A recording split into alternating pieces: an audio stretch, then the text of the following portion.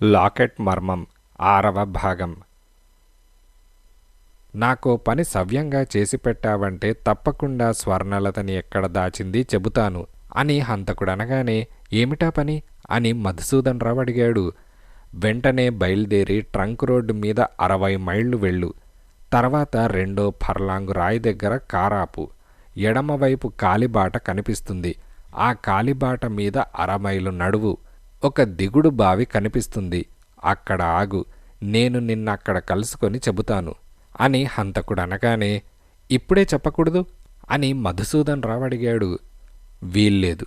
ఆ విషయం పోలీసులకు చెప్పి వాళ్ల సహాయం కోరావంటే స్వర్ణలత ప్రాణానికే కాదు నీ ప్రాణానికి ముప్పు తెచ్చుకున్నవాడివవుతావు. జాగ్రత్త అని హంతకుడు రిసీవర్ పెట్టేశాడు. మధుసూదన్ రావు కూడా రిసీవర్ హుక్ మీద పెట్టేసి దీర్ఘంగా ఆలోచించడం ప్రారంభించాడు. ఆ హంతకుడి దగ్గరికి నిర్మానుష్యమైన ప్రదేశానికి ఒంటరిగా తను వెళ్లడం వివేకమా? చాటు నుంచి తనన్ను పిస్తాల్తో కాల్చి చంపితే తనెందుకు చంపుతాడు? కిందటిసారి లాకెట్ తెచ్చి ఇవ్వమన్నప్పుడు తన బదులు రాజును పంపించినందుకు కక్ష పెట్టుకున్నాడా? లాకెట్ కోసం ఎన్నో హత్యలు చేసిన హంతకుడికి కక్షలు పెట్టుకోవడానికి కక్షలు తీర్చుకోవడానికి వ్యవధి ఉంటుందా? నిజంగానే హంతకుడికి తన సహాయం కావాల్సి వచ్చిందా? తను సహాయం చేస్తే స్వర్ణలతను వదిలేస్తాడా? మధుసూదన్ రావు మెదడు వేడెక్కిపోయింది. అతను పిరికివాడు కాడు. అవివేకంగా అపాయంలోకి దూకే మనిషి కాడు. స్వర్ణలత కోసం తన ప్రాణాన్ని సైతం త్యాగం చేసే వెర్రి ప్రేమ లేదు ఆమె మీద. కానీ స్వర్ణలతని హంతకుడు బలి తీసుకుంటే చాలా చింతిస్తాడు. దానికి కారణం ఆమె మీద ఉన్న ఇష్టమే కాదు, ఆమె సంపాదన ముఖ్య కారణం. మధుసూదన్ రావు మేడ మీదకు వెళ్ళాడు. బీర్వాలో నుంచి పిస్తాల్ తీశాడు. తూటాలు సరిచూసుకున్నాడు. పిస్తాల్ జేబులో వేసుకొని పోర్టుకోలోకి వెళ్ళి కారెక్కాడు. ఇదిలా ఉండగా హలో, నేను ప్రసాద్ని అని ప్రసాద్ అనగానే గుడ్, యుగంధర్ స్పీకింగ్. సరోజ ఎలా ఉన్నది అని యుగంధర్ అడిగాడు. కులాసాగానే ఉన్నది. ఇంకా సేపట్లో డిశ్చార్జ్ చేస్తారు. మా ఇంటికి తీసుకెళ్దాం అనుకుంటున్నాను అని ప్రసాద్ అనగానే అలాగా మిస్టర్ ప్రసాద్, అత్యవసరమైన పనొకటున్నది. మీరు అర్జెంటుగా రావాలి అని యుగంధర్ అన్నాడు. ఎక్కడికి అని ప్రసాద్ అనగానే ట్రంక్ రోడ్డు మీద 60 మైళ్ళు వెళ్ళిన తర్వాత 2వ ఫర్లాంగు రాయి దగ్గర ఆగండి. ఎడమవైపు ఓ కాలిబాట కనిపిస్తుంది. ఆ బాట వెంట 4 ఫర్లాంగులు నడిచిన తర్వాత ఒక దిగుడు బావి కనిపిస్తుంది. ఆ బావి దగ్గరకు రండి అని యుగంధర్ అనగానే ఎందుకు అని ప్రసాద్ అన్నాడు. టెలిఫోన్లో ఇప్పుడు చెప్పడానికి వీల్లేదు, మీరు వచ్చాక చెబుతాను అని యుగంధర్ అనగానే అయితే సరోజని అని ప్రసాద్ అంటూ ఉండగానే మీ ఇంట్లో దింపిరండి అని ఫోన్ క్లిక్మన్నది. డిటెక్టివ్ యుగంధర్కి తన సహాయం అవసరమైనందుకు ప్రసాద్ లోలోన మురిసిపోయాడు. ఈ విషయం చెప్పడానికి సరోజ పడుకున్న గదిలోకి వెళ్ళాడు. ఇదిలా ఉండగా యుగంధర్ ఆ వరిచేల్లో నిలబడి తనేం చేయాలో నిర్ణయించుకోలేని సందిగ్ధంలో ఉండగా ఢామ్ అని రివాల్వర్ పేలుడు వినపడింది.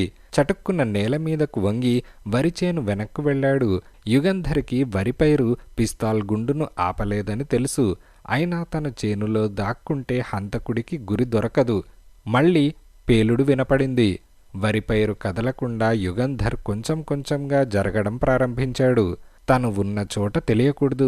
మొదట పేలుడు వినపడగానే తను ఎక్కడైతే కిందకు ఒరిగిపోయాడో అటువైపే గురిపెట్టి పైరులోకి కాలుస్తున్నాడు హంతకుడు. యుగంధర్ తనలో తాను నవ్వుకున్నాడు. కింద నుంచి ఒక మట్టిబెడ్డ తీసి దూరంగా విసిరేశాడు. ఆ మట్టిబెడ్డ పడ్డ చోటు పైరు కదిలింది. హంతకుడు పైరు కదిలిన వైపు 2 సార్లు పేల్చాడు. యుగంధర్ తన పాచిక పారినందుకు లోలోన సంతోషించుకున్నాడు. మళ్ళీ ఇంకో మట్టిబెడ్డ పైరులోకి వేరే వైపు విసిరాడు. మళ్ళీ హంతకుడు పైరు కదిలిన వైపు కాల్చాడు. ఇలా 2-3 సార్లు జరిగింది. యుగంధర్ ఇక మళ్ళీ మట్టిబెడ్డ విసిరివేయలేదు. కాచుకు కూర్చున్నాడు. హంతకుడు జంకుతూ నెమ్మదిగా ఆ చెట్టు గుబురు వెనక నుంచి బయటకు వచ్చాడు. ఒకసారి 4 వైపులా చూసి గట్టు మీద నుంచి దిగాడు. హంతకుడు యుగంధర్కి చాలా దూరంలో ఉన్నాడు. అవతల వైపుకు వెళ్ళి అటునుంచి గట్టు మీద నుంచి దిగడం వల్ల యుగంధర్ అతన్ని పిస్తాల్తో కాల్చడానికి వీలు లేకుండా పోయింది. యుగంధర్ లేచాడు. హంతకుణ్ణి వెంబడించాడు. హంతకుడి పిస్తాల్లో గుళ్ళైపోయాయని యుగంధర్ గ్రహించాడు. పిస్తాల్ మళ్ళీ పేలుస్తాడేమోనన్న భయం లేదిప్పుడు. గట్టు మీద పరిగెత్తడం అంత సులభం కాదు. జారకుండా జాగ్రత్తగా గట్టు చూస్తూ పరిగెత్తాలి. యుగంధర్కి అది ఎంత కష్టమో హంతకుడికి కూడా అంత కష్టమే. యుగంధర్ వేగంగా పరిగెత్తగలిగాడు. హంతకుడికి కొంచెం దగ్గర అవ్వగానే కాలుకి పిస్తాల్ గురిపెట్టి పేల్చాడు. పరిగెడుతున్న హంతకుడు అరక్షణం ఆగిపోయి కాలు విదిలించి కింద పడిపోయాడు. యుగంధర్ మరింత వేగంగా పరిగెత్తాడు. అతని సంతోషానికి అంతులేదు. హంతకుడు లాకెట్తో సహా దొరికాడు. ఒంటరిగా నిర్జన స్థలంలో తన చేతికి చిక్కాడు. రాజుని స్వర్ణలతని ఎక్కడ దాచింది అతని నోటి నుంచి కక్కించాలని యుగంధర్ నిశ్చయించుకున్నాడు. యుగంధర్ కొంచెం దూరం నుంచే హంతకుడు చలనం లేకుండా చేతులు కాళ్ళు చాచుకొని గట్టు మీద పడుండడం చూశాడు. తను గురి చూసి కాలు మీద పేల్చాడు. కాలికి దెబ్బ తగిలుండాలి. కాలికి దెబ్బ తగిలితే ఏమో గురి తప్పి గుండె మీద తగిలిందేమో. యుగంధర్ గుండె ఆగిపోయినంత పనైంది. హంతకుడిప్పుడు చావకూడదు. అతను ప్రాణం విడిస్తే రాజుని స్వర్ణలతని ఎక్కడ బంధించింది తెలియదు. అతని ప్రాణంతో పాటు ఆ ఇద్దరి ప్రాణాలు బలవుతాయి. హంతకుడు చావకూడదు అనే ఆలోచనలతో యుగంధర్ ఒక్క గంతు వేసి హంతకుణ్ణి చేరుకున్నాడు. ప్రాణాపాయంలో ఉన్నాడనే ఆలోచన కలగటం వల్ల పిస్తాల్ అతని వైపు గురిపెట్టలేదు. హంతకుడి వల్ల తనకు ఆపద రావచ్చునని జాగ్రత్త పడలేదు. అతను బాగా దగ్గరకు వెళ్ళిన తర్వాత హంతకుడు ఒక రాయి తన మీదకు విసిరినప్పుడు గానీ తెలియలేదు అదంతా నాటకమని. కానీ అప్పటికే ఆలస్యమైపోయింది. హంతకుడు విసిరిన రాయి యుగంధర్ చేతిలో ఉన్న పిస్తాల్కి తగిలింది. పిస్తాల్ ఎగిరి దూరంగా కింద పడిపోయింది. మరుక్షణం హంతకుడు స్ప్రింగ్లా ఎగిరాడు. ఒక్క ఉరుకున యుగంధర్ మీద పడ్డాడు. ఆ అరక్షణంలో రక్తం కారుతున్న అతని కాలు చూశాడు. యుగంధర్ తను గురి తప్పలేదని అనుకున్నాడు. హంతకుడు పులిలా వచ్చి యుగంధర్ మీద పడ్డాడు. యుగంధర్ 6 అడుగుల 3 అంగుళాల పొడవు మనిషి. విశాలమైన ఛాతీ, కండలు తిరిగిన ఉక్కులాంటి శరీరం అతనిది. హంతకుడు బలంలో కాని ఒడ్డు పొడుగుల్లో కాని యుగంధర్కి ఏమాత్రం తీసిపోడు. యుగంధర్ కన్నా 1 అంగుళం పొడుగున్నాడు. అంత మాత్రాన యుగంధర్ హంతకుడి చేతిలో అపజయం పొందడు. కాని ప్రాణాపాయంలో ఉన్నాడనుకున్న మనిషి చటాలున లేచి మీద పడేసరికి యుగంధర్ అరక్షణం పాటు స్తంభించిపోయాడు. ఆ అరక్షణం చాలు హంతకుడికి. యుగంధర్ మెడ 2 చేతులతో పట్టుకున్నాడు. ఒక కాలు వంచి మోకాలితో యుగంధర్ గొంతు నలుపుతున్నాడు. ద్వేషం, రోషం హంతకుడి కళ్లలో తాండవమాడుతున్నాయి. యుగంధర్ తన చేతికి చిక్కాడు. తనన్ని ఇన్ని కష్టాలు పెడుతూ తరుముతున్న యుగంధర్ ప్రాణం ఇప్పుడు తన చేతుల్లో చిక్కింది. ప్రపంచ ఖ్యాతినార్జించిన డిటెక్టివ్ యుగంధర్, దుష్టులకి సింహస్వప్నమైన డిటెక్టివ్ యుగంధర్ జీవితం తుదిముట్టించే అవకాశం ఇప్పుడు తనకు దొరికినందుకు ఆ హంతకుడు సంతోషంతో కోరల్లాంటి పళ్ళు బయటపెట్టి యుగంధర్ మెడ గట్టిగా నలపడం ప్రారంభించాడు. యుగంధర్కి ఊపిరాడటం లేదు. పొత్తి కడుపుని మోకాలితో అదమడం వల్ల మరింత బాధగా ఉన్నది. నాలిక వెళ్లుకు వస్తోంది. కళ్ళు చీకట్లు కమ్ముతున్నాయి. చేతులు అసలు కదలటమే లేదు. ఏ అవయవము అతని ఆధీనంలో లేదు. ఆత్మరక్షణకి ఉపాయం కోసం తీవ్రంగా ఆలోచించాడు. కాళ్లతో తన్నేందుకు సత్తువలేదు. ఊపిరాడడం లేదు. ఒక్కటే మార్గం. మనిషి అమాంతం ముందుకు వంగాడు. నిటాగ్గా హంతకుడి మీదకు ఒరిగిపోయాడు. యుగంధర్తో పాటు హంతకుడు కూడా నేల మీద పడ్డాడు. హంతకుడు యుగంధర్ గొంతు మీద నుంచి చేతులు తీయలేదు. పట్టు విడవలేదు. అయినా కింద పడుతున్నప్పుడు పట్టు కొంత సడలింది. యుగంధర్ గట్టిగా ఊపిరి పీల్చాడు. ఆ కాస్త ప్రాణవాయువు చాలు. ఆ కాస్త ఊపిరి చాలు ప్రాణం నిలవడానికి, ప్రాణం కోసం పోరాడ్డానికి. ఈసారి హంతకుడు తన ప్రాణాన్ని కాపాడుకోవాల్సిన అగత్యం కలిగింది. చింతనిప్పుల్లా ఉన్న యుగంధర్ కళ్ళు, సింహగర్జనలా ఉన్న ఉచ్ఛ్వాస నిశ్వాసాలు, ఏనుగు తొండంలా బలంగా ఉన్న యుగంధర్ చేతులు చూసి ఎంత ధైర్యశాలైనా భయపడతాడు. తనకు తుది సమయం సమీపించిందేమోననే అనుమానం కలిగింది హంతకుడికి. తెగించిన మనిషి బలాన్నంతా కూడదీసి 2 చేతులు యుగంధర్ వీపు మీద వేసి గట్టిగా బిగించాడు. యుగంధర్ని కిందకి తోసి తను పైకి లేవడానికి ప్రయత్నించాడు. కొంతవరకు అతని ప్రయత్నం ఫలించింది. యుగంధర్ కిందకు ఒరిగాడు. హంతకుడు పైకి లేచాడు. కానీ ఇద్దరూ అలా అరక్షణం కూడా లేరు. యుగంధర్ కూడా హంతకుడి వీపు మీద చేతులు బిగించాడు. ఎవరు పైకి లేవగలిగితే వారికి జయమని ఇద్దరికీ తెలుసు. ఎవరు కింద పడితే వారికి పరాజయమే కాక ప్రాణహాని అని కూడా తెలుసు. ఇద్దరూ ఒకరినొకరు గట్టిగా బంధించి పట్టుకొని నేల మీద వరిపైరులో పొర్లుతున్నారు. ఇద్దరూ అలసిపోయారు. గట్టిగా ఊపిరి పీలుస్తున్నారు. ఆగిపోయారు. ఒకరి మీద నుంచి చేతులు తీసేందుకు ఇంకొకరికి ధైర్యం లేదు. ఒకరి పక్కన ఒకరు పడున్నారు. ఇద్దరి చేతులు నేలకు రాసుకుని ఒరుసుకుపోయాయి. హంతకుడి కాలి నుంచి కారుతున్న రక్తం యుగంధర్ కాలిని తడిచేసింది. జుట్టు చెదిరి మొహాల మీద పడుతోంది. మొహాలు దుమ్ము కొట్టుకున్నాయి.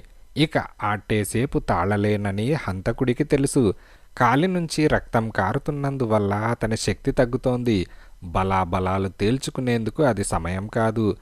ఏదో ఒక ఉపాయం, ఏదో కిటుకు ఆలోచిస్తున్నాడు హంతకుడు. కొంచెం దూరంలో ఒక రాయి చూశాడు. హంతకుడి మెదడులో ఒక ఆలోచన మెరిసింది. యుగంధర్ని కిందకు తోయడానికి ప్రయత్నించాడు. మళ్ళీ ఇద్దరూ నేల మీద పొర్లుతున్నారు. తను చూసిన రాయి వైపు తోస్తున్నాడు యుగంధర్ని. యుగంధర్ అది గమనించలేదు. ఆ రాయిని సమీపించాక హంతకుడు పొర్లడం మానేశాడు. మళ్ళీ ఇద్దరూ ఒకరినొకరు బంధించుకొని నేల మీద పక్కపక్కలా పడున్నారు. హంతకుడు చటుక్కున యుగంధర్ వీపు మీద నుంచి 2 చేతులు తీసేశాడు. మళ్ళీ తన గొంతు పట్టుకుంటాడేమోనని యుగంధర్ కూడా తన చేతులు అతని మీద నుంచి తీసి హంతకుడి మోచేతులు పట్టుకున్నాడు. ఆ సమయం చూసుకొని హంతకుడు యుగంధర్ని జుట్టు పట్టుకొని పైకెత్తి తలను రాతి మీద బాదాడు. యుగంధర్ ఒక మూలిగి తల వేళ్లాడేశాడు. హంతకుడు చటుక్కున లేచి నిల్చొని యుగంధర్ని హతమార్చాలనుకున్నాడు. కాని భయమేసింది. యుగంధర్ నటిస్తున్నాడేమో.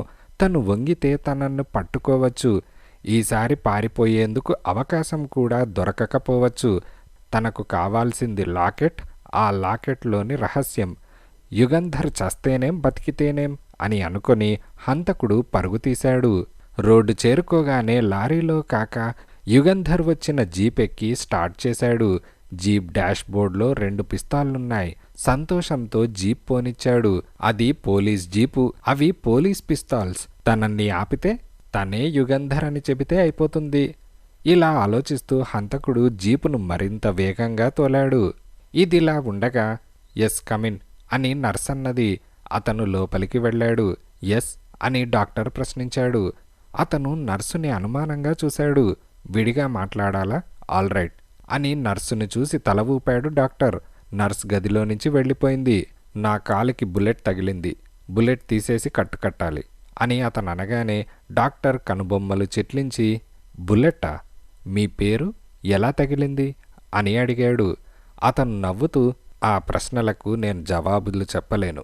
నేను డిటెక్టివ్ని, అంతే చెప్పగలను అంటూ జేబులో నుంచి 500 రూపాయల నోట్లు తీసి డాక్టర్ బల్ల మీద పెట్టి ష్ అని అన్నాడు. డాక్టర్ 2 నిమిషాలు సందేహించి సారీ అని అన్నాడు. అతను చాలా కోపంగా డాక్టర్ని చూశాడు. డాక్టర్, నీ విషయం నాకు తెలుసు. నువ్వు ఎంతమంది దగ్గర డబ్బు తీసుకుని ఎంతమందికి కడుపులు తీశావో నా వద్ద జాబితా ఉన్నది అని అన్నాడు. డాక్టర్ 5 నిమిషాలు మౌనంగా ఉండి ఆల్ రైట్ రా అని లోపలికి తీసుకెళ్లాడు. 15 నిమిషాల తర్వాత కాలికి కట్టుకొని అతను బయటకు వచ్చాడు. టాక్సీ పిలిచి ఎక్కాడు. పోలీస్ జీపు కారు ఊరి బయట వదిలేసి ముందే జాగ్రత్త తీసుకున్నాడు. మౌంట్ రోడ్లో పబ్లిక్ టెలిఫోన్ బూత్ వద్ద టాక్సీ ఆపి బూత్ లోపలికి వెళ్ళాడు. జనరల్ ఆసుపత్రికి ఫోన్ చేసి ప్రసాద్తో మాట్లాడాడు. మళ్ళీ టాక్సీ ఎక్కి సెంట్రల్ దగ్గర దిగి జనరల్ ఆసుపత్రి గేటు దగ్గర నిలబడ్డాడు. కాసేపట్లో ప్రసాద్ సరోజినిని తీసుకుని బయటకు వచ్చి టాక్సీ ఎక్కడం చూసి తనలో తాను సంతృప్తిగా నవ్వుకొని సెంట్రల్ దగ్గర ఉన్న టాక్సీ ఎక్కి ఆ ముందు వెళ్లే టాక్సీ వెనకే వెళ్ళు అని డ్రైవర్తో అన్నాడు. ప్రసాద్ ఇంటికి కొంచెం దూరంలో టాక్సీ ఆపించాడు. టాక్సీ దిగి ప్రసాద్ సరోజ ఇంట్లోకి వెళ్లారు. 10 నిమిషాల తర్వాత ప్రసాద్ ఒక్కడు బయటకు వచ్చాడు. కారెక్కి వెళ్ళిపోయాడు. హంతకుడు మళ్ళీ తనలో తాను నవ్వుకున్నాడు. పాచిక పారింది. మరొక 10 నిమిషాలు అక్కడే కాచుకున్నాడు. తర్వాత జేబులో నుంచి చిన్న కాగితం తీసి 4 వాక్యాలు రాసి డ్రైవర్కిచ్చి ఆ ఇంట్లోకి వెళ్ళి ఇదివ్వు. ఎవరిచ్చారంటే మాత్రం ఏమీ చెప్పకు, త్వరగా రా అని ఆ చీటీతో పాటు డ్రైవర్కి 10 రూపాయల నోటొకటిచ్చాడు. డ్రైవర్ 2 నిమిషాలలో తిరిగి వచ్చాడు. గుడ్, పద అని అన్నాడు. ట్రిప్లికేన్ హైరోడ్, పైక్రాఫ్ట్స్ రోడ్ కలిసే చోట టాక్సీ దిగి డ్రైవర్కి ఇంకో 10 రూపాయల నోటిచ్చి, ఎవరికి ఈ విషయం చెప్పకు అని కుంటుకుంటూ ఒక సందులోకి నడిచి వెళ్ళాడు. ఒక చిన్న మేడ దగ్గర ఆగి జేబులో నుంచి తాళం చెవులు తీసి పక్కనున్న మోటార్ గరాజ్ తలుపులు తెరిచాడు. లోపలికి వెళ్ళి నల్లని ఫోర్డ్ కారులో బయటకు వచ్చాడు. కార్ తిన్నగా బీచ్ వైపు తోలాడు. యూనివర్సిటీ బిల్డింగ్స్కి కొంచెం దూరంలో ఎడమవైపు పేవ్మెంట్ పక్కగా కారాపి కాచుకున్నాడు. నెమ్మదిగా అడుగులో అడుగు వేస్తూ ఒక యువతి పేవ్మెంట్ మీద నడిచి రావడం గమనించి గొంతు సవరించుకొని మెడకు చుట్టుకున్న మఫ్లర్ తల మీద నుంచి చెంపల మీదగా కట్టుకున్నాడు. ఆ యువతి కారు దగ్గరకు రాగానే యుగంధర్ గొంతులా గొంతు మార్చి, అమ్మా సరోజ, రా, త్వరగా కారెక్కు అని అన్నాడు. ఆ కారులో కూర్చున్న మనిషి డిటెక్టివ్ యుగంధరే అనుకొని సరోజ ఆ కార్ వెనక సీట్లో కూర్చున్నది. వెంటనే కార్ బయలుదేరింది. ఏమిటి, ఆయనకెలా ఉంది, పెద్ద దెబ్బ అని సరోజ కంగారుగా అడిగింది. అతను తల ఊపాడు. ఎక్కడికెళ్తున్నాం అని సరోజ అడిగింది. చెబుతాను అని అతనన్నాడు. సరోజకి అనుమానం వేసింది. మనిషి ఆకారంలో యుగంధర్లా ఉన్నాడు. కంఠం కూడా అలాగే ఉన్నది. కానీ తన వైపు చూడకుండా మొహం తిప్పుకొని మాట్లాడడం వల్ల అనుమానం వేసి, ఒకసారిటు తిరగండి అని అన్నది. అతను తిరగలేదు. సరోజకి అనుమానం ఎక్కువైంది.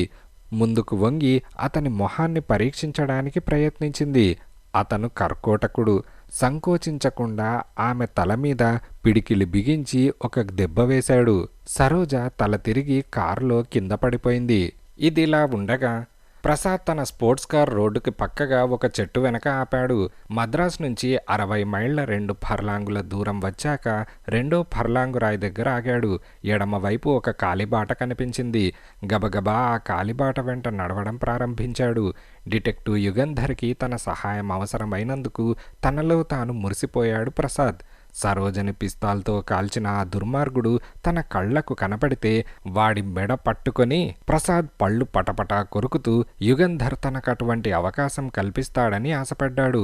జేబులో నుంచి సిగరెట్ ప్యాకెట్ తీసి ఒక సిగరెట్ వెలిగించి గట్టిగా పొగ పీల్చి నడవసాగాడు. ఈ నిర్మానుష్యమైన ప్రదేశానికి యుగంధర్ తనను ఎందుకు రమ్మన్నాడు? హంతకుడు ఈ ప్రాంతాల్లో ఎక్కడైనా దాక్కున్నాడా? అయితే తనెందుకు? పోలీసులను పిలిపించి వెతికిస్తే దొరకడా? ఏమో, యుగంధర్కి తన వల్ల ఏం పని కావాల్సి వచ్చిందో. ప్రసాద్ చకచకా నడిచాడు. దిగుడు బావి దగ్గరకు వెళ్ళి ఒకసారి చుట్టూ చూశాడు. ఎవరూ కనిపించలేదు. యుగంధర్ కన్నా తనే ముందు వచ్చాడన్నమాట. ఒక చెట్టు వెనక ఏదో అలికిడైంది. ప్రసాద్ అటు తిరిగి ఎవరు అని కేకేశాడు. పిస్తాల్ పట్టుకున్న చెయ్యి మాత్రం కనిపించింది. నువ్వెవరు? కదలక, అక్కడ్నుంచే చెప్పు అని అవతల మనిషి అన్నాడు. ఆ గొంతు డిటెక్టివ్ యుగంధర్ది కాదు. హంతకుడా అనే అనుమానం ప్రసాద్కి కలిగింది. నా పేరు ప్రసాద్, గూడూరులో మైకా మైన్ ప్రొపరేటర్ని అని ప్రసాద్ అన్నాడు. ఇక్కడికెందుకొచ్చావు అని చెట్టు వెనక నుంచి మళ్ళీ ప్రశ్న. ఏమిటి ప్రశ్నలు? నువ్వెవరో చెప్పు. పిస్తాల్ పట్టుకొని అలా బెదిరించడమేమిటి అని ప్రసాద్ అడిగాడు. నేనా? చెబుతాను. ముందు నా ప్రశ్నకు జవాబు చెప్పు. స్వర్ణలతని ఎక్కడ దాచావు అని అతను అనగానే, స్వర్ణలత నేను దాచడమా? నీ ప్రశ్న అర్థం కావడం లేదు అని ప్రసాద్ అన్నాడు. పిస్తాల్ పేల్చానంటే నీ బుర్ర బద్దలై అర్థమవుతుంది. జవాబు చెప్పు, ఎక్కడ దాచావు అని అన్నాడు. ప్రసాద్కి అప్పుడు జ్ఞాపకం వచ్చింది. స్వర్ణలత సినిమా తార. ఎవరో ఆవిడ్ని ఎత్తుకుపోయినట్టు పత్రికలో చదివాడు. ఆ స్వర్ణలత సరోజ చిన్ననాటి స్నేహితులు. స్వర్ణలతని తనెందుకు దాస్తాడు? స్వర్ణలతని ఎక్కడ దాచావని తనన్ని బెదిరిస్తున్న ఈ మనిషి స్వర్ణలత మనిషి అయి ఉండాలి. అతని భర్తో అన్నో స్నేహితుడో. ప్రసాద్ మనస్సు ఉరకలు వేస్తోంది. మీరు స్వర్ణలతకేమవుతారు అని ప్రసాద్ అడిగాడు. బావని. తెలియదా? తెలియకుండానే నాకు కబురు చేశావా? నీ ఆటలిక కట్టిపెట్టు. ప్రాణం మీద ఆశ ఉంటే నిజం కక్కు అని చెట్టు వెనక నుంచి హంతకుడరిచాడు. పరిస్థితి ప్రమాదంగా తయారైంది. తను స్వర్ణలతని ఎత్తుకుపోలేదని ఈ మనిషికి నమ్మకం కలిగించాలి. మిస్టర్, మీరు పొరబడుతున్నారు. స్వర్ణలత అనే సినిమా తారని ఎవరో ఎత్తుకుపోయారని పత్రికలో చదివాను. నాకంతవరకే తెలుసు ఆమెను గురించి. ఆమెను నేనెత్తుకుపోలేదు. నా పేరు ప్రసాద్, ఇది నిజం అని ప్రసాద్ అన్నాడు. నువ్వు స్వర్ణలతని ఎత్తుకుపోకపోతే ఇక్కడికెందుకొచ్చావు అని చెట్టు వెనక మనిషి అన్నాడు. డిటెక్టివ్ యుగంధర్ నన్నిక్కడికి వెంటనే రమ్మని ఫోన్ చేశారు, అందుకని వచ్చాను అని ప్రసాద్ అనగానే చెట్టు వెనక నిల్చున్న మనిషి ఎవరో కాదు, అతను మధుసూదన్ రావు. అతను సందేహంలో పడ్డాడు. అతని సందేహం గ్రహించి ప్రసాద్, మిస్టర్, నా మనీ పర్స్ మీ దగ్గర గిరాటు చేస్తాను. నా డ్రైవింగ్ లైసెన్స్ ఉంది, చూడండి. నేను నిజం చెబుతున్నానో లేదో మీకే తెలుస్తుంది అని ప్రసాద్ పర్సు విసిరేశాడు. చేతిలో నుంచి పిస్తాల్ దింపకుండా ప్రసాద్ మీద గురి ఉంచి వంగి ఒక చేత్తో పర్స్ తీసుకుని మధుసూదన్ రావు పరీక్ష చేశాడు. ప్రసాద్ డ్రైవింగ్ లైసెన్స్, అతని విజిటింగ్ కార్డ్ చూశాక మధుసూదన్ రావుకి అనుమానం పోయింది. డిటెక్టివ్ యుగంధర్ మిమ్మల్ని ఇక్కడికి ఎందుకు రమ్మన్నారు అని మధుసూదన్ రావు అడిగాడు. నాకు తెలియదు, వెంటనే రమ్మని చెప్పారు, వచ్చాను అని ప్రసాద్ అన్నాడు. అయితే యుగంధర్ ఇక్కడికి ఇప్పుడు వస్తారన్నమాట అని మధుసూదన్ రావు అంటూ ఉండగా అతని వెనక నవ్వు వినిపించింది. చటుక్కున వెనక్కు తిరిగాడు. మధుసూదన్ రావు, నీ చేతిలో ఉన్న పుస్తకాలు దూరంగా పారాయి అని గంభీరమైన ఓ కంఠస్వరం ఎక్కడ్నించో పలికింది. మధుసూదన్ రావు కంగారుగా చూశాడు. నీకే చెప్పేది, పిస్తాల్ కింద పడేయ్ అన్న మాటలు వెనువెంటనే ఢామ్ అని పేలుడు వినిపించింది. మధుసూదన్ రావు తుల్లిపడి పిస్తాల్ దూరంగా గిరాటేశాడు. గుడ్, వెరీ గుడ్, అలా చెప్పినట్లు చేయాలి. ప్రసాద్, నిన్ను మోసం చేసినందుకు చింతిస్తున్నాను. డిటెక్టివ్ యుగంధర్ కాదు నీకు ఫోన్ చేసింది, నేను. డిటెక్టివ్ యుగంధర్ ఈ లోకం విడిచి వెళ్ళిపోయి చాలాసేపయింది అని హంతకుడు నవ్వుతూ అన్నాడు. ఏంటి, యుగంధర్ గారు పోయారా? అబద్ధం అని ప్రసాద్ అన్నాడు. ఏం, యుగంధర్ చిరంజీవా, మృత్యుంజయుడా? పిస్తాల్ గుండు గుండెలో గుచ్చుకుంటే నీలా నాలా అందరిలా అతను చస్తాడు, చచ్చాడు అని హంతకుడనగానే ప్రసాద్కి పట్టరాని కోపం వచ్చింది. ఆ మనిషి కనపడకుండా ఉన్నాడు, కానీ కనిపించినట్లయితే ప్రసాద్ అతని మీదకు ఉరికేవాడు. నన్నెందుకు పిలిపించావు అని అడిగాడు. అది అలా దారికి రా, చెబుతాను. ముందు దీన్ని చూడు, ఇదేమిటో చెప్పు చూద్దాం అంటూ ఓ కాగితం పొట్లం హంతకుడు ప్రసాద్ మీదకు విసిరేశాడు. ఆ పొట్లం అతని కాళ్ల దగ్గర పడ్డది. ప్రసాద్ ఆ పొట్లం తీసుకొని విప్పాడు. అందులో ఒక చిన్న బంగారం ఉంగరమున్నది. ఎర్రని రాయి పొదగబడిన ఉంగరం. అతని తల తిరిగింది. కళ్ళు చీకట్లు కమ్మినట్లయింది. ఇది నీ దగ్గరకెలా వచ్చింది అని అడిగాడు. హంతకుడు విరగబడి నవ్వాడు. గుర్తుపట్టావన్నమాట, వెరీ గుడ్ అని అన్నాడు. ఆ ఉంగరం సరోజ చిటికెన వేలికి పెట్టుకున్న ఉంగరం. సరోజ స్పృహ లేకుండా కళ్ళు మూసుకొని పడుకున్నంత కాలము ప్రసాద్ ఆ ఉంగరాన్ని చూస్తూ కూర్చున్నాడు. ఆ ఉంగరం అతని మనస్సులో అచ్చుపడిపోయింది. ఆ ఉంగరాన్నే హంతకుడు తనకివ్వడంతో అతని తల తిరిగిపోయింది. సరోజ దగ్గర నుంచి తీసుకున్నాను అని హంతకుడన్నాడు. సరోజనెప్పుడు కలుసుకున్నావు అని ప్రసాద్ అడిగాడు. హంతకుడు విరగబడి నవ్వాడు. ప్రేమ అంటే అలా ఉండాలి. సరోజను కలుసుకోవడమే కాదు, ఎత్తుకొచ్చి దాచేశాను అని అన్నాడు. ప్రసాద్ రాతిబొమ్మలా అయిపోయాడు.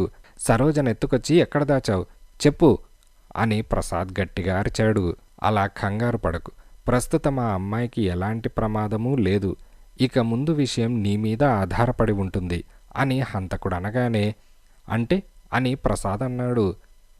నువ్వు నేను చెప్పినట్లు చేస్తే సరోజకు ఏ ప్రమాదమూ రాదు, సురక్షితంగా నీ కొప్పజెబుతాను అని హంతకుడు అనగానే, ఏం చేయాలి అని ప్రసాద్ అన్నాడు. హంతకుడు మళ్ళీ విరగబడి నవ్వి, గుడ్, చెబుతాను, ఒక క్షణం ఓపిక పట్టు. మధుసూదన్ రావు, నీ విషయమేమిటి? స్వర్ణలత ప్రాణాన్ని రక్షించుకుంటావా? నేను చెప్పినట్లు చేస్తావా అని అడిగాడు. చేస్తానని చెప్పానుగా అని మధుసూదన్ రావు అన్నాడు. అవును, కానీ నీ బుద్ధి మంచిది కాదు, క్షణంలో మారుతుంది. స్వర్ణలత ఎక్కడున్నదో చెప్పమని పిస్తాల్తో నువ్వు ప్రసాద్ను బెదిరించడం నేను చూశాను. అలాంటి పనులు ఇక చెయ్యవుగా అని హంతకుడు అనగానే మధుసూదన్ రావు తల ఊపాడు. హంతకుడు ఒక చెట్టు వెనక నుంచి బయటకు వచ్చి ఆ ఇద్దరికి ఎదురుగా నిల్చున్నాడు. ఇద్దరూ శ్రద్ధగా వినండి. డిటెక్టివ్ యుగంధర్ మరణించాడు. అతని అసిస్టెంట్ రాజుని నేను బంధించాను. సరోజని, స్వర్ణలతని మానవ మాత్రుడు కనుక్కోలేని చోట ఉంచాను. తెలిసిందా? నన్ను మోసం చేసి పట్టుకునేందుకు ప్రయత్నిస్తే అప్పుడు జరిగే మేలు కన్నా కీడే ఎక్కువ. ఇదిగో ఈ మాత్ర నోటిలో పెట్టుకున్నాను. దీనిలో విషమున్నది. దీనిని కొరికానా 2 క్షణాలలో నా ప్రాణం పోతుంది. నన్ను పట్టుకొని హింసిస్తే స్వర్ణలత, సరోజని ఎక్కడ దాచానో తెలుసుకోవచ్చునని ఆలోచించకండి. వాళ్ల ఉనికి మీకు తెలియదు. నా ప్రాణం పోయిందా వాళ్లనిక మీరు రక్షించలేరు. నీళ్లు తిండి లేక ఇద్దరూ మలమలా మాడి చస్తారు. వాళ్ల ప్రాణాలు మీ మీద ఆధారపడి ఉన్నాయి అని హంతకుడు అనగానే, నువ్వు చెప్పింది మాకు అర్థమైంది, ఇప్పుడేం చేయమంటావు అని ప్రసాద్ అడిగాడు. చెబుతాను, అసలు కథ చెబుతాను వినండి. నా పేరు భుజంగరావు. నేను తిరుమలరావు చిన్నప్పటినుంచి స్నేహితులం. ఇద్దరం చదువుకున్న వాళ్లమే. కారణాలు ఏమైతేనేం ఇద్దరం కలిసి దొంగతనాలు చేసేవాళ్లం. ఆ డబ్బు సరిసమానంగా పంచుకునేవాళ్లం. తిరుమలరావుకి కూతురున్నది. నాకు సంసారం గొడవ లేదు. 5 ఏళ్లపాటు మా దొంగతనాలు మేం పట్టుబడకుండా జయప్రదంగా సాగాయి. డబ్బుకు ఇబ్బంది లేకుండా గడుపుకు వచ్చాం. అయితే ఎన్నాళ్ళు ఈ దొంగతనాలు చేస్తూ నిత్యం ప్రమాదాలకు లోనై భయంతో జీవించడం? ఒక్కసారే పెద్ద దొంగతనం చేసి జీవితాంతం వరకు సరిపోయే డబ్బు సంపాదించి ఆ తర్వాత దొంగ బతుక్కి స్వస్తి చెప్పాలని నిశ్చయించుకొని పెద్ద పథకం వేసి సదరన్ బ్యాంక్ ఆఫ్ ఇండియాని దోపిడీ చేశాం. కానీ మేమనుకున్నట్లు అంత సాఫీగా సాగలేదు. 2 వాచ్మ్యాన్లను కత్తితో పొడవవలసి వచ్చింది. ఇద్దరిలో ఒకడు బతికాడు. తిరుమలరావు వాణ్ణి సరిగ్గా పొడవలేదు. వాడు తిరుమలరావుని గుర్తుపట్టాడు. తను పోలీసులకు చిక్కుతానేమోనని తిరుమలరావుకి భయం కలిగింది. నగలు, రొక్కం బ్యాంకు నుంచి తిరుమలరావే బయటకు తెచ్చాడు. అతను వాటిని తీసుకొని వెళ్ళిపోయాడు. ఇద్దరం మర్నాడు పంచుకునేటట్లు నిశ్చయించుకున్నాం. మర్నాడు తిరుమలరావుని కలుసుకోవడానికి నిర్ణీత స్థలానికి వెళ్తే అక్కడికి అతను రాలేదు. అతన్ని పోలీసులు పట్టుకున్నారని తర్వాత తెలిసింది. నేనే అతని డిఫెన్స్కి వకీలు శ్రీరాముల్ని ఏర్పాటు చేశాను. తిరుమలరావుని వకీలు ద్వారా దోపిడీ చేసిన సొమ్ము ఎక్కడ దాచింది అడిగాను. తిరుమలరావు చెప్పలేదు. తను విడుదలై వచ్చాక చెబుతానన్నాడు. నా విషయం బయట పెట్టనని వాగ్దానం చేశాడు. ఆ వాగ్దానం నిలుపుకున్నాడు. తన కూతుర్ని ఆర్ట్స్ కాలేజీలో చేర్పించమని శ్రీరాములకి చెప్పాడు. తిరుమలరావు జైలు నుంచి విడుదలై వస్తే తప్ప బ్యాంకులో దోపిడీ చేసిన సొమ్ము ఆచూకీ తెలియదు. అప్పటికి మా రహస్యం శ్రీరాములకి కూడా తెలియడం వల్ల అతనికి ఆ దొంగ సొమ్ములో 3వ వంతు ఇస్తానని వాగ్దానం చేశాను. జైలు నుంచి విడుదలై వచ్చాక తిరుమలరావు మాకు కనిపించకుండా దాచిపెట్టిన సొమ్ము తీసుకొని పారిపోవచ్చునని అనుమానం వేసి అతని కూతురు సరోజని శ్రీరాములు పెంచుకున్నాడు. కూతురు కోసం శ్రీరాముల దగ్గరికి తిరుమలరావు వచ్చి తీరుతాడని మేమనుకున్నాం. అలాగే జరిగింది. తిరుమలరావు జైలు నుంచి విడుదలయ్యాడు. దొంగ సొమ్ము పంచుకోవడానికి ఇష్టపడలేదతను. బ్యాంకు వాళ్ళు దొంగ సొమ్ము ఆచూకీ చెప్పిన వారికి 50,000 రూపాయల బహుమానమిస్తామని ప్రకటించారు. తన కూతురు ద్వారా ఆ సొమ్ము బ్యాంకు వారికి ఒప్పగించి ఆ బహుమానం తన కూతురికి వచ్చేటట్లు ఏర్పాట్లు చేయడానికి నిశ్చయించుకున్నాడు తిరుమలరావు. తర్వాత సన్మార్గంగా న్యాయంగా బతకాలని అనుకున్నాడు. ఈ ప్రవర్తన జైల్లో ఉండగా అతనిలో కలిగింది. మంచిదే, కానీ నష్టమెవరికి? నాకు. అంత కష్టపడి బ్యాంకు దోపిడీ చేసి ఆ సొమ్ము కోసం అన్నేళ్లు కాచుకున్నాక చిల్లి దమ్మిడి దక్కకపోతే ఎలా సహించి ఊరుకోవడం? తిరుమలరావుని పట్టుకున్నాను. ఓ చోటుకు తీసుకెళ్లి హింసించి సొమ్మెక్కడ దాచింది తెలుసుకోవడానికి ప్రయత్నించాను. అతను మొండికేశాడు. చెప్పలేదు సరికదా, తప్పించుకొని పారిపోయాడు. అతన్ని వెంబడించాను. అతను డిటెక్టివ్ యుగంధర్ ఇంటి తలుపు తడుతూ ఉండగా పట్టుకున్నాను. యుగంధర్ని తిరుమలరావు కలుసుకుంటే సొమ్ము ఎక్కడ దాచింది అతను చెప్పేస్తాడు. ఎలాగైనా అది జరగకుండా ఆపాలి. అందుకొక్కటే మార్గం. కత్తితో తిరుమలరావుని పొడి చేశాను. తిరుమలరావు కింద పడిపోయాడు. కింద పడిపోయిన తర్వాత ఆఖరు క్షణంలో తన దగ్గరకు వచ్చిన నన్ను యుగంధర్ అనుకొని తిరుమలరావు లాకెట్ అని అన్నాడు. అప్పుడు నాకు అర్థమైంది సొమ్ము ఎక్కడ దాచింది. ఓ లాకెట్లో దాచిపెట్టాడని గ్రహించాను. అతని జేబులు వెతుకుతూ ఉండగా యుగంధర్ అసిస్టెంట్ రాజు వచ్చాడు. నేను పారిపోయాను. తర్వాత చాలా సంఘటనలు జరిగాయి. ఆ లాకెట్ సంపాదించడానికి అష్టకష్టాలు పడ్డాను. ఎందరి ప్రాణాలు తీశాను. నా ప్రాణాన్ని అనుక్షణం ప్రమాదాలకు గురిచేశాను. ఆ సొమ్ము నాకు చిక్కకపోతే ఇక బతికి ప్రయోజనం లేదు. పోలీసులకు చిక్కినా నాకు ఉరిశిక్ష తప్పదు. ఇప్పుడు లాకెట్ సంపాదించాను, నా చేతిలో ఉంది, ఇదిగో అంటూ భుజంగరావు అరచేతిలో ఓ లాకెట్ చూపించాడు. అతని చూపులు పిచ్చివాడి చూపుల్లా ఉన్నాయి. ఈ లాకెట్లో ఓ చిన్న కాగితమున్నది. ఆ కాగితం మీద సొమ్ము ఎక్కడ దాచింది ప్లాన్ వేసి రాశాడు. కాని అంత సులభం కాదు అది కనుక్కోవడం. అది నా ఒక్కడి వల్లయ్యే పని కాదు. అందుకే మీ ఇద్దరి సహాయం కావాల్సి వచ్చింది. కనుక మీ ఇద్దరూ నాకు సహాయం చేయాలి. ఆ సొమ్ము దొరికిన మరుక్షణం సరోజని స్వర్ణలతని ఎక్కడ దాచింది చెప్పేస్తాను. ఆ తర్వాత మీ దారి మీది, నా దారి నాది. ఆలోగా నాకు ఎటువంటి ప్రమాదం కలిగినా సరోజ స్వర్ణలత ప్రాణాలకు ముప్పు తప్పదు, వాళ్లకి చావు తప్పదు. కనుక నన్ను కాపాడే బాధ్యత కూడా మీదే అని భుజంగరావు అన్నాడు. ఎక్కడున్నదా సొమ్ము అని ప్రసాద్ అడిగాడు. నాతో రండి, పోదాం అని భుజంగరావు అన్నాడు. భుజంగరావు షరతులకు అంగీకరించక తప్పింది కాదు. మధుసూదన్ రావు, ప్రసాద్ అతనితో బయలుదేరారు. ఇదిలా ఉండగా 1000 సుత్తులతో తలమీద ఎవరో కొడుతున్నట్టు విపరీతమైన బాధతో మూర్ఛ నుంచి మేల్కొన్నాడు డిటెక్టివ్ యుగంధర్. 5 నిమిషాల పాటు కదలకుండా అలాగే పడుకొని తర్వాత నెమ్మదిగా లేచి కూర్చున్నాడు. తల అరచేత్తో తడిమి చూసుకున్నాడు. పెద్ద బొప్పి కట్టింది. చేతికి జిగటగా రక్తమంటింది. తల కింద ఉన్న రాయిని చూశాడు. ఆ రాయి చుట్టూ రక్తమున్నది. 4 వైపులా చూశాడు. హంతకుడు ఎక్కడా కనిపించలేదు. అవకాశం దొరికినా హంతకుడు తనను ఎందువల్ల చంపకుండా పారిపోయాడనేది యుగంధర్ ఊహించలేకపోయాడు. నెమ్మదిగా లేచి నిల్చున్నాడు. తల తిరిగింది. మళ్ళీ నేల మీద కూర్చున్నాడు. 5 నిమిషాల తర్వాత లేచి నెమ్మదిగా రోడ్డు వైపు వెళ్ళాడు. తను వచ్చిన జీప్ కార్ రోడ్డు మీద లేదు. హంతకుడు వచ్చిన లారీ మాత్రమున్నది. హంతకుడు జీప్ కార్ తీసుకొని పారిపోయాడని యుగంధర్ సులభంగా గ్రహించాడు. లారీ ఎక్కాడు. రోడ్డు మీద జీప్ కార్ టైర్లు గుర్తులు కనపడ్డాయి. ఆ గుర్తులను అనుసరించి యుగంధర్ లారీ నడిపాడు. జిల్లా సరిహద్దు చేరుకునే సమయానికి ఒక పోలీస్ వ్యాన్ రోడ్డుకు అడ్డంగా ఆగి ఉన్నది. యుగంధర్ లారీ ఆపాడు. వ్యాన్లో నుంచి పిస్తాల్ పట్టుకున్న 2 పోలీసు ఉద్యోగులు దిగి లారీ దగ్గరకు వచ్చారు. పిచ్చి వేషాలు వెయ్యకు, కిక్కురు మనకుండా లారీలో నుంచి దిగు అని యుగంధర్ని ఒక పోలీసు ఉద్యోగి ఆజ్ఞాపించాడు. యుగంధర్ తనలో తాను నవ్వుకున్నాడు. హంతకుడు ఉపయోగించిన లారీలో తను రావడం వల్ల పోలీసులు తనను హంతకుడని పొరబడుతున్నారు. లారీలో నుంచి దిగాడు. సారీ, నేను మీరనుకున్న మనిషిని కాను. నా పేరు యుగంధర్. హంతకుడు జీప్ కారులో ఎక్కి వెళ్ళిపోయాడు అని అన్నాడు. ఆ 2 ఉద్యోగులు ఒకరి మొహం ఒకరు చూసుకున్నారు. మమ్మల్ని మోసం చేయలేవు, యుగంధర్ని మేం చూశాం, ఇందాక జీపులో వెళ్లారు అని ఒక ఉద్యోగి అన్నాడు. ఆ ఉద్యోగులతో చర్చించి ప్రయోజనం లేదని యుగంధర్ నిశ్చయించుకొని ఆల్రైట్ పదండి అని అన్నాడు.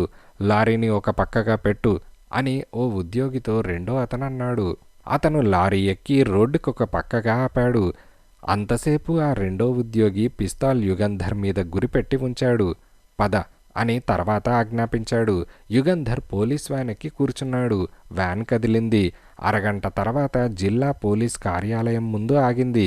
ఒక పోలీస్ ఉద్యోగి హడావిడిగా వ్యాన్ దిగి లోపలికి పరిగెత్తాడు. మరుక్షణం సూపరింటెండెంట్ ఆఫ్ పోలీస్ మరికొందరు ఉద్యోగులు వ్యాన్ దగ్గరకు వచ్చారు.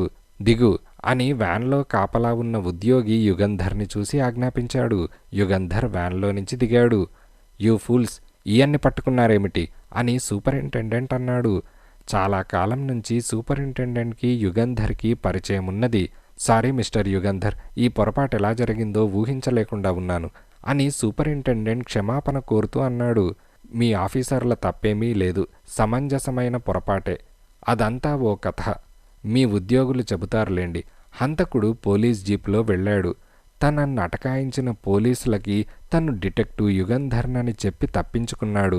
జీప్ ఎటు వెళ్ళింది వెంటనే తెలుసుకోవాలి అని యుగంధర్ అన్నాడు. సూపరింటెండెంట్ చిన్నబుచ్చుకొని, చాలా ఘోరమైన పొరపాటు జరిగింది యుగంధర్. మీ జీప్ మద్రాసు వైపు వెళ్ళిందని మాకు వార్త చేరింది. అన్నట్లు ఇంకో విషయం, డిటెక్టివ్ ఇన్స్పెక్టర్ స్వరాజ్యరావు ఇక్కడికి వస్తున్నారని వార్త వచ్చింది అని అన్నాడు. ఆల్రైట్, అయితే నేను కాచుకుంటాను అని యుగంధర్ ఆఫీస్ లోపలికి వెళ్ళాడు. సరిగ్గా 10 నిమిషాల్లో స్వరాజ్యరావు పోలీస్ వ్యాన్లో వచ్చి కార్యాలయం ముందు దిగాడు. మెట్ల దగ్గర ఎదురైన యుగంధర్ని చూసి ఆశ్చర్యపోయి, మీరిక్కడున్నారేం, మద్రాసు వెళ్లారని వార్త వచ్చింది అని అన్నాడు. పొరపాటు, పదండి, వివరాలు తర్వాత చెబుతాను అంటూ యుగంధర్ వ్యాన్ వైపు దారితీశాడు. ఎక్కడికి అని స్వరాజ్యరావు అడిగాడు. మద్రాస్కి, హంతకుణ్ణి వెంబడించడానికి. పదండి అని యుగంధర్ అన్నాడు. పోలీస్ వ్యాన్ బయలుదేరింది. ఇదిలా ఉండగా ఆ మనిషిని తనింతకు పూర్వం ఎక్కడో చూసినట్లు రాజు కనిపించింది. ఆ మనిషి తనలో తను గొనుక్కోవడం లేదని వెనక వస్తున్న వాళ్లతో మాట్లాడుతున్నాడని గ్రహించాడు. ఆ సౌకుతోపులో వెలుగు లేదు, ఆకారాలు మాత్రం కనిపిస్తున్నాయి. రాజు చెవులు రెక్కించుకొని వాళ్ల మాటలు వినడానికి ప్రయత్నించాడు. ఆ మనిషి మరింత దగ్గరగా కనిపించాడు. రాజు ఒళ్ళు జల్లుమన్నది. తనకింత సులభంగా హంతకుడు దొరుకుతాడని అనుకోలేదు. చేతులు బిగించి ఒళ్లంతా ఉక్కు తీగలా చేసి తయారుగా ఉన్నాడు. అతని వెనక వస్తున్న అతన్ని చూశాడు. రాజు ఆశ్చర్యానికి అంతులేదు. సరోజ ప్రియుడు ప్రసాద్, స్వర్ణలత భర్త మధుసూదన్ రావు. వారిద్దరూ హంతకుడి వెంట ఎందుకు వెళ్తున్నారో ఊహించలేకపోయాడు. ఆ ఇద్దరిని హంతకుడు పిస్తాల్ చూపి బెదిరించి తన వెంట తీసుకువెళ్తున్నాడేమో అని అనుకున్నాడు. రాజుది మొండి ధైర్యం, యువరక్తం, తన బలంలో అచంచలమైన విశ్వాసం. అందుకే సౌకుతోట వెనక నుంచి ఒక్క దూకు దూకి వెనక నుంచి వెళ్ళి హంతకుడి మెడ పట్టుకున్నాడు. ఆకస్మికంగా ఇలా రాజు తన మీద పడడం వల్ల భుజంగరావు చకితుడై కింద పడిపోయాడు. అదే అదను అనుకుని రాజు భుజంగరావు ఛాతీ మీద ఒక కాలు పెట్టి రెండో కాలితో అతని చేతిలోని పిస్తాల్ తన్నేసి తన చేతులతో అతని చేతులను పట్టుకొని మెలిపెట్టాడు.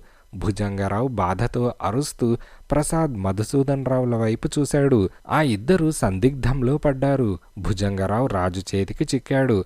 తాము రాజుకు సహాయం చేస్తే క్షణంలో భుజంగరావుని చిత్తు చేసి చేతులు కాళ్ళు కట్టిపడేయవచ్చు. కానీ అది వివేకమైన పనా కాదా అని వాళ్లు తటపటాయించారు. భుజంగరావు బెదిరించినట్లు బుగ్గన పెట్టుకున్న విషపు మాత్ర మింగేస్తే సరోజ, స్వర్ణలత గతి ఏం కాను? ఏ మారుమూలలో, ఏ నిర్జన ప్రదేశంలోనో దిక్కు లేకుండా మలమలా మాడి చస్తారు. భుజంగరావుని పట్టుకునేందుకు గాను ఆ ఇద్దరి ప్రాణాలు బలివ్వడమేనా? ఈ దొంగ సొమ్ము కారణంగా ఇప్పటికే ఎంతోమంది ప్రాణాలు పోయాయి.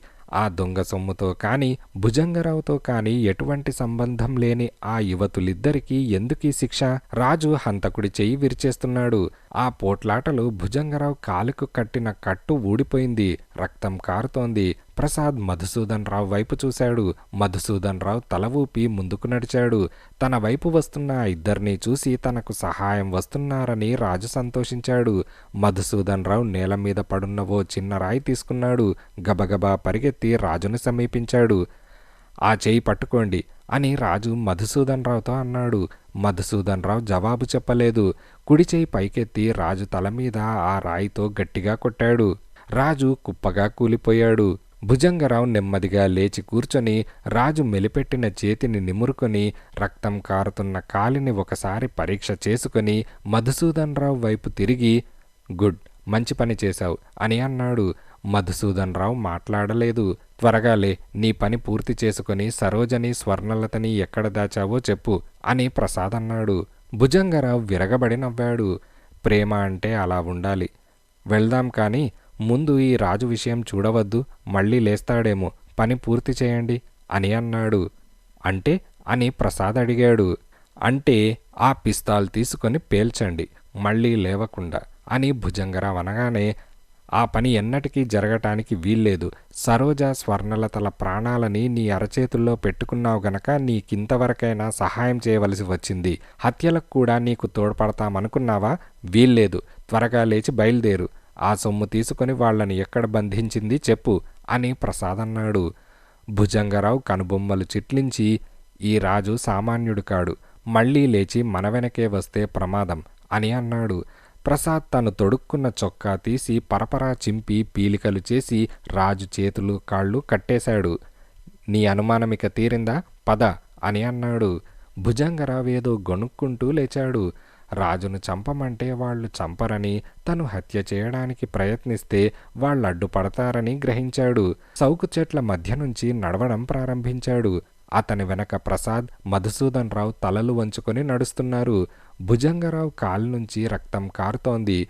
నేల మీద మట్టిలో రక్తపు మరకలు ఏర్పడుతున్నాయి.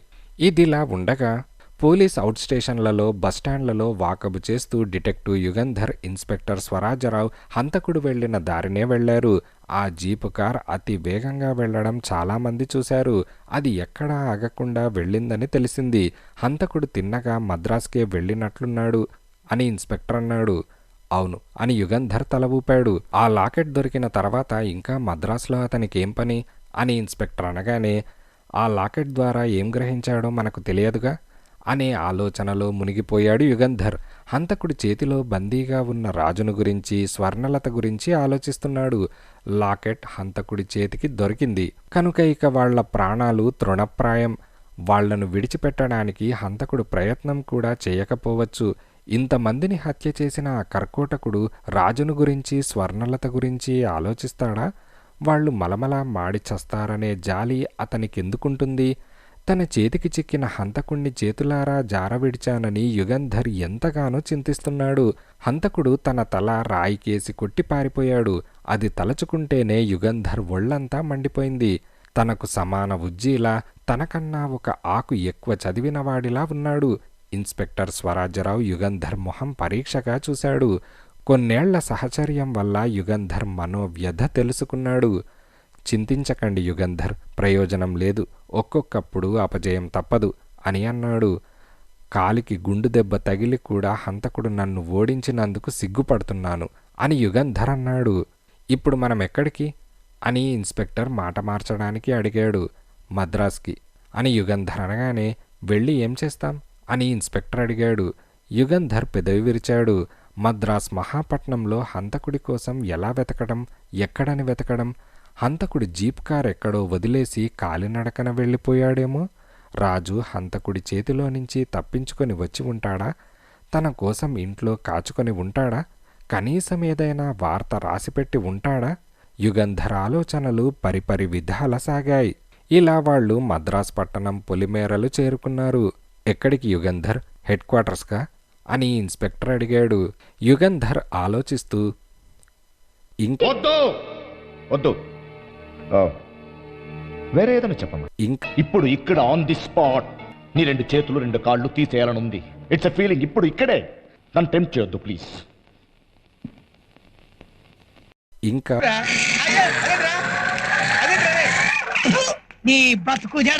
ఇంకా ఉంది.